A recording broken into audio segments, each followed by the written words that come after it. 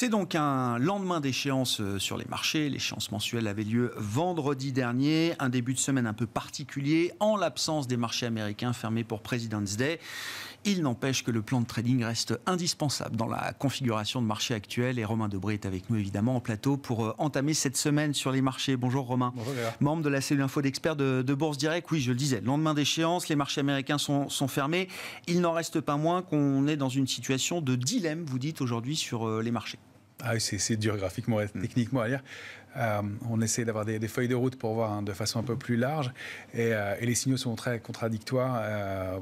On l'évoquait en début de semaine dernière. Qui ressemblait à un début de sell-off. Et puis dès mardi, des invalidations, des petits signaux d'amélioration, des publications bonnes globalement, mais qui sont disséquées et accueillies de façon extrêmement détaillée par les opérateurs et avec des écarts et de la volatilité un peu brutale. On l'a vu avec Hermès, puis on l'a évoqué vendredi dernier aussi. Il y a un marché qui est compliqué à lire techniquement. On est bloqué entre des opérateurs couverts d'un côté, on l'a expliqué aux États-Unis, plus couverts que depuis très longtemps, donc qui évite une accélération baissière. On rappelle que le niveau de couverture important dans les portefeuilles, ça n'empêche pas le marché de baisser. Ça sert d'amortisseur dans une baisse, c'est-à-dire que les opérateurs étant assurés, étant prudents, ils sont moins surpris par un mouvement de baisse qui n'arrive pas à se mettre en place et n'arrive pas à se décanter. Et puis, en même temps, on voit qu'il n'y a pas d'intérêt et on n'arrive pas à les payer, on n'arrive pas à les dépasser des niveaux, il n'y a pas de relais haussier dans un contexte où il y a pourtant du cash, une volonté d'acheter sur repli. Certes, des opérateurs qui ont liquidé des positions, qui sont de montrer prudent avec des signaux d'invalidation. Voilà, donc la photographie à long terme, elle est lisible. Il faut rester en retrait probablement pour trouver des points d'entrée plus intéressants. À court, moyen terme, c'est plus compliqué et quand on fait des choses plus courtes, en ce moment, c'est assez difficile. Donc on entame l'échéance du mois de mars, avec uniquement 260 000 contrats futurs ouverts. La moyenne, c'est 350 000 contrats. Le mars dernier, mars 2020, c'était 316 000 contrats ouverts. Si on allait chercher mars 2019, c'était 416 000 contrats ouverts. Donc, il y a beaucoup moins d'intérêt ouvert sur le futur CAC 40. Ça signifie que le jeu est très ouvert. En revanche, à Paris, et toujours ce matin encore, les opérateurs sont couverts dans des plages de fluctuations importantes.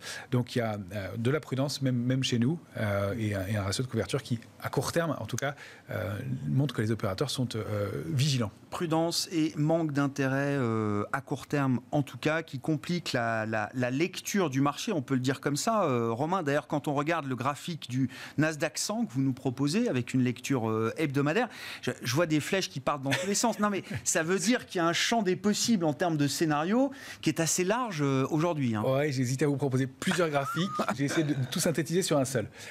Il y a un niveau de support, 13 990, qui a tenu pour de la deuxième semaine d'affilée. En revanche, on voit que globalement, les figures en haut de marché et les zones de congestion situées entre 15 500 et 16 600 sont des sommets en tour avec des accélérations baissières majeures. Donc, ce sont des figures de sommet de marché. C'est pas terrible et on pense qu'il y a des chances que le marché aille plus bas s'il rompt des niveaux. Maintenant, on voit qu'on n'arrive pas non plus à décrocher, qu'il y a des forces de rappel assez systématiquement. Et c'est pour ça qu'on envisage alors ces deux premières flèches qui partent en dessous de la flèche de la semaine dernière, avec des petites, avec donc un retour vers le bas d'une figure qui peut être un biseau baissier. Donc un biseau baissier, c'est une figure de consolidation dans un mouvement haussier. Ça pourrait rebondir ensuite. On voit que j'ai permis à la petite flèche de déborder un peu et d'aller chercher la zone 12 965, 13 320. Pourquoi ? Parce qu'il pourrait y avoir ce sell-off, cette capitulation un peu brutale. Et les biseaux, comme ça, dans des séquences de fin de marché, ils peuvent être souvent un peu enfoncés. Donc ce ne sont pas des points d'achat. Au contraire, c'est des niveaux de prudence. Mais si dans ce biseau, et si on a réintégré le bas de ce biseau, là on pourrait rebondir sur 13 320 et aller chercher une extension. Alors l'extension, pourquoi ? Pour 10-13%. Donc c'est pas ridicule. C'est pour ça qu'on est obligé de le prendre en compte. En revanche, si on casse la zone aux alentours des 13 000 points, on va arrondir, vous avez les détails sur le Nasdaq. Là on peut accélérer du double et ça fait des mouvements de baisse de 17-20% complémentaires sur les cours actuels. Donc il y a un côté un peu qui tout double. Il y a un côté qui tout double. Peut-être 10-13% à gagner, peut-être 15% plus à perdre également. Exactement. Et on pense qu'on perdra les 15% de plus, mais on se demande quand. Alors, on a toujours cette feuille de route. On est dans une vague A. On pense que pour l'instant, compte tenu du niveau de couverture, le petit sell-off peut avoir lieu, 3-4%. et puis qu'on rebondisse de 12-13%. C'est toujours notre scénario principal, avec des stops courts, vous l'avez compris. C'est-à-dire que si on se repositionne à l'achat, on attendra de retrouver des signaux, on ne va pas payer systématiquement le creux, et on sera vigilant sur le rebond potentiel, puisque c'est ce qu'on appellerait, dans ce cas-là, de toute façon, un rebond du chat mort, c'est-à-dire peu alimenté, peu soutenu, par des mains plutôt faibles généralement, mais qui peut avoir des proportions importantes, et donc qui peut présenter un certain intérêt quand on travaille dans des swing trading. Ouais. Donc à court terme, c'est quand même bretelles et ceinture, quoi. Enfin, on verrouille. Même si la feuille de route nous dit qu'on peut avoir ce rebond du chat mort, comme vous dites, intéressant à jouer tactiquement, on y va en verrouillant quand même le niveau des stops serrés, quoi. On reste sous-investi. On regarde les screeners et ils se remplissent et ils se vident assez rapidement. Il y a beaucoup de faux signaux. Je sais que pour les particuliers, c'est très difficile, et pour tous les day traders, même professionnels, c'est très difficile dans ce marché. Et il y a un cas de figure très très spécial. Comment se transpose la situation sur les indices européens si on prend le comparable Eurostock 50 pour la partie européenne, Romain? C'est ça, c'est le résultat emblématique. Le cercle rouge montre bien toutes les difficultés à lire ce marché. On avait un canal haussier propre sur lequel on avait rebondi 5 fois au moins depuis mars 2020. Donc un mouvement qui était 2021, pardon, un mouvement qui était propre, harmonieux, et puis on enfonce le bas de ce canal en début de semaine dernière et on invalide cette sortie.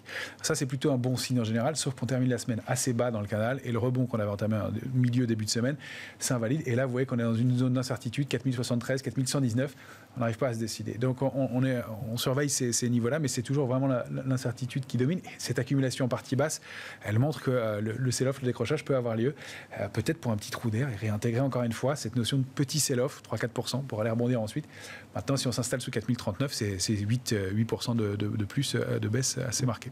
Si on se focalise sur le CAC 40 cash, qu'est-ce qu'on peut dire là des niveaux qui sont protégés aujourd'hui par les investisseurs, avec des couvertures notamment, Romain?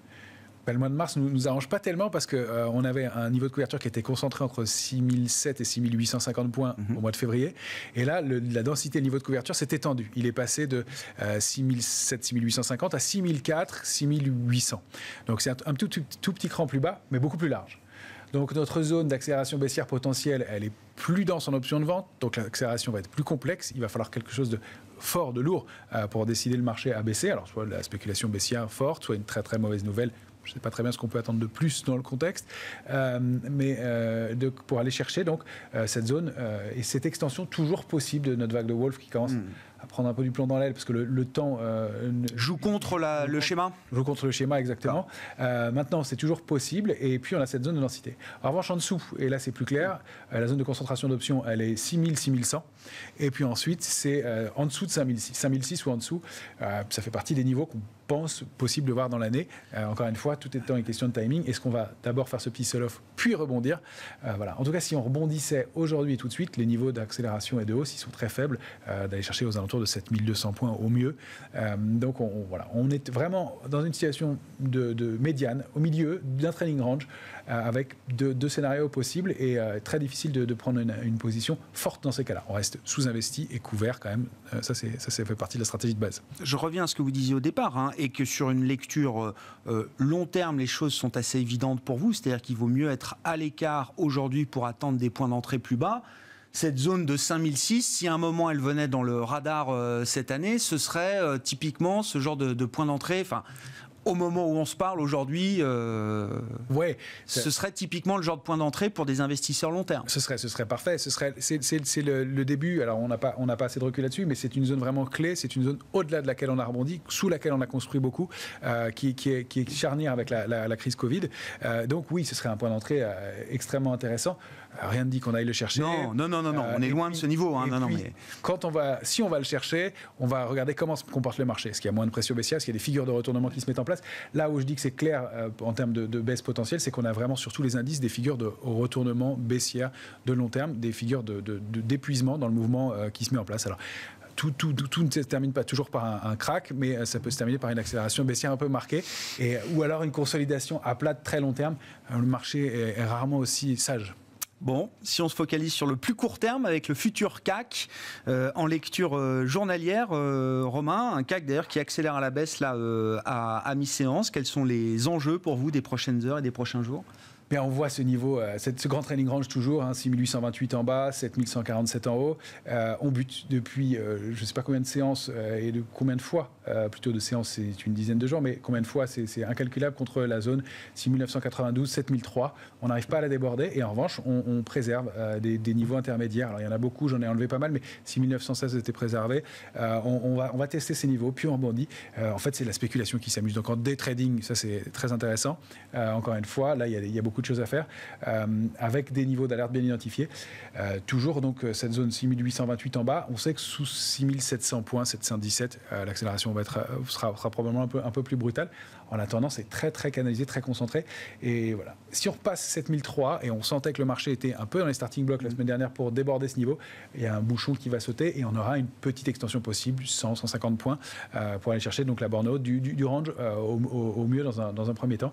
Pour l'instant, on est du côté baissier du trading range, on est sous la médiane et donc c'est plutôt signe de faiblesse. 7003 points. Voilà, c'est le. Non, mais vous avez raison de le dire comme ça. Vous le dites parfaitement, Romain. Mais juste. 7003 points. Je ne veux pas que les gens pensent que 7003 c'est 7300 l'objectif tout de suite. Non, on n'y est pas encore. Bon, sur la semaine, on aura encore une dizaine de sociétés du CAC 40 qui publieront leurs résultats. Donc, ce sera peut-être un driver. Et puis, on aura des chiffres importants en fin de semaine, avec notamment la première estimation d'inflation pour la France pour le mois de février. On parlera de l'inflation dans quelques minutes avec John Plassard qui est avec nous en visioconférence. Vous vouliez nous parler du Nikkei également, Romain. Qu'est-ce qu'il y a d'intéressant à regarder sur le Nikkei, graphiquement parlant? On cherche des zones qui sous-performent moins ou qui surperforment un peu. C'est le cas sur le Nikkei qui revient sur un niveau de support intermédiaire mais important, 26 600 points, 26 000 points autour, et qui est bien rebondi aussi depuis plusieurs jours, plusieurs séances sur la borne haute de son précédent biseau. Donc il y a des frémissements de ce côté-là.